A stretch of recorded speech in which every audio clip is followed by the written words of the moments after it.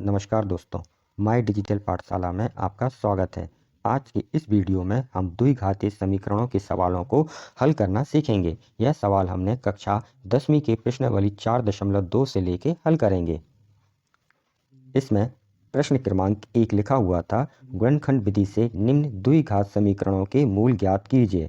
इस सवाल के अंतर्गत हम पहला और दूसरा सवाल को हल करेंगे, जिन्हें आप अपनी स्क्रीन पर देख रहे हैं। इसमें पहला सवाल लिखा हुआ था x² ऋण 3x ऋण 10 बराबर 0।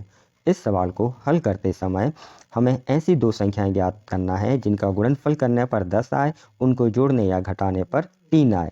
तब ऐसी दो संख्याएं होती हैं 5 और 2, क्योंकि आप 5 में 2 का गुणा करोगे तो 5 दूनी 10 आए, और 5 में से यदि आप 2 घटाओगे तब यह बीच की संख्या 3 आई। इतना आपको क्लियर हो गया होगा। अब जहां पर यह 3x लिखा है, इसके स्थान पर हम 5x ऋण 2x लिखेंगे और इस ऋण का हम गुणा कर देंगे। जब हम ऋण का गुणा करेंगे तो 5x ऋण के हो जाएंगे, और 2x के आगे ऋण का निशान लिखा है तो ऋण और ऋण धन हो जाएगा। तब यह हो जाएगा x² ऋण 5x धन 2x ऋण 10 बराबर 0।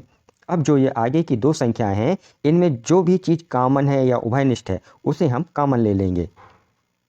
इन दोनों संख्याओं में x कॉमन है, क्योंकि यहाँ x² है और 5 के साथ x लिखा है, तब हम x कॉमन ले लेते हैं। जब हम x कॉमन लेंगे तो x² के स्थान पर x बचा, यहाँ ऋण था तो ऋण लिखा। अब यहाँ 5x में से x कॉमन आ गया, तब यहाँ पे बचेगा 5 और यह ब्रैकेट बंद हो गया।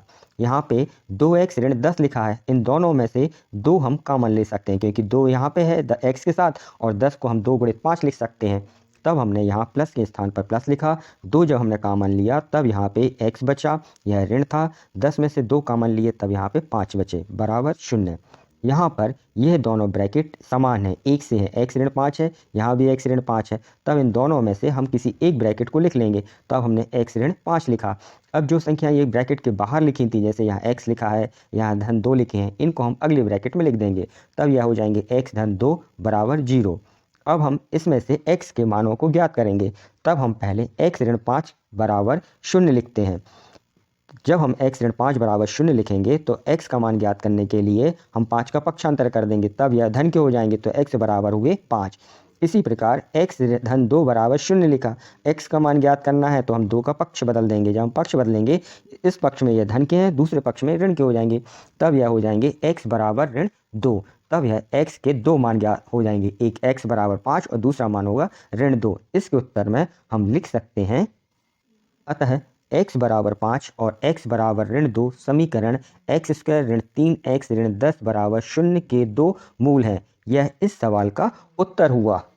अगला सवाल हल करने से पहले मैं आपकी जानकारी के लिए बता दूं कि प्रश्नावली 4.2 द्विघात समीकरणों के अन्य सवाल के हल समझने के लिए आप हमारे अन्य वीडियो को देख सकते हैं। इन सभी वीडियो का लिंक विवरण बॉक्स में दिया गया है। प्रश्न 2 लिखा हुआ था, 2x² धन x ऋण 6 बराबर 0। इस सवाल को हल करते समय जो x² के साथ संख्या है, इस संख्या का गुणा हम आखिरी वाली संख्या से करते हैं। लास्ट में यहाँ पर आखिरी में 6 लिखे हैं। जब आप 2 का गुणा 6 में करोगे तो यह हो गए 2 6 12।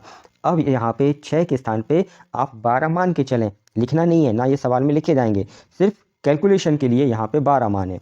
अब 12 को ऐसी दो संख्याएं आपको ज्ञात करना है गुणनखंड बनाने के लिए जिनका गुणा करने पर 12 आए, उनको जोड़ने या घटाने पर 1 आ जाए, क्योंकि यहाँ पे x लिखा है। इतना क्लियर हुआ। तब 4 और 3 ऐसी दो संख्याएं हैं कि जिनका आप गुणा करो, 4 3 12, तो यहाँ पे 12 आ जाएगा, और 4 में से 3 घटाएंगे आप, तब यहाँ पे x बचेगा। तब हम इस x के स्थान पर लिख सकते हैं 4x ऋण 3x। अब ये धन का निशान है तो अंकों में चिन्हों में कोई परिवर्तन होगा नहीं। तब हम इस सवाल को लिखेंगे 2x² धन 4x ऋण 3x ऋण 6 बराबर 0। ये हमने गुणनखंड बनाने के लिए ऐसा किया है। अब आगे की जो दो संख्याएं हैं, इन दोनों संख्याओं में से 2x कॉमन ले सकते हैं, क्योंकि यहाँ 2 लिखा है, x भी है। 4 को हम 2 गुणे 2 लिख सकते हैं और x है, तो इन दोनों संख्याओं में से हमने 2x कॉमन लिया। जब हम इनमें से 2x कॉमन लेंगे तब यहाँ पे बचा x धन, यहाँ से 2x कॉमन ले लिया तब यहाँ पे बचेगा 2। यहाँ पे दोनों संख्याओं में ऋण है, तब हम ऋण कॉमन ले लेंगे। यहाँ 3 है और यहाँ पर 6 है, 6 को हम 3 गुणे 2 लिख सकते हैं, तो दोनों में से ऋण 3 हम कॉमन ले लेंगे। जब हम ऋण 3 कॉमन लेंगे तब यहाँ पे बचा x, यह ऋण बाहर चला गया, तब यहाँ पे बचेंगे धन, और 6 में से आपने 3 कॉमन लिए तो यहाँ पे बचे 2 बराबर 0। अब ये दोनों ब्रैकेट x धन 2 और यहाँ भी x धन 2 है, तब इन दोनों ब्रैकेट में से हम एक ब्रैकेट लिखेंगे। तब हमने लिखा x धन 2 और ब्रैकेट के बाहर जो ये संख्याएं हैं, यहाँ 2x है, यहाँ ऋण 3 है, तब हम इनको अगले ब्रैकेट में लिख देंगे। तो हमने यहाँ पे लिखा ब्रैकेट x ऋण 3 बराबर 0। अब हम इनके मान ज्ञात करने के लिए पहले x धन 2 बराबर 0 मानेंगे और फिर इसी तरह 2x ऋण 3 बराबर 0 मानेंगे। जब आप इसको x का मान ज्ञात करोगे तब यह हो जाएंगे x बराबर ऋण 2, क्योंकि आप इनका पक्ष बदल रहे हो। इसी प्रकार इस तरफ हो जाएंगे x बराबर, ये ऋण 3 है, पक्ष बदलोगे तो धन 3 हो जाएंगे, तब x बराबर हो जाएंगे 3/2। इतना आपको क्लियर हुआ। उत्तर लिखते समय हमने लिखा अतः x बराबर ऋण 2 और x बराबर 3/2 समीकरण 2x² धन x ऋण 6 बराबर 0 के दो मूल हैं। यह इस सवाल का उत्तर हुआ। मैंने दोनों सवालों को चरणबद्ध एक के बाद एक स्टेप समझाने की कोशिश की है। इस आधार पर मैं मानता हूं कि आपको यह दोनों सवाल समझ में आ गए होंगे। आपके प्रश्न या सुझाव को कमेंट्स बॉक्स में लिखें। चैनल से जुड़े रहने के लिए चैनल को सब्सक्राइब करें।